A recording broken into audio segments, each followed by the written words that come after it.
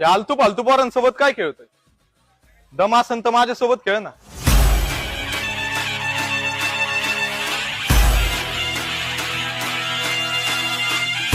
तुम्हाला हरवणार एवढा दम आहे का तुझ्यात?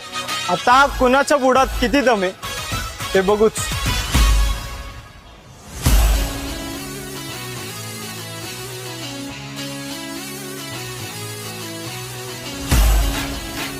ए उठ.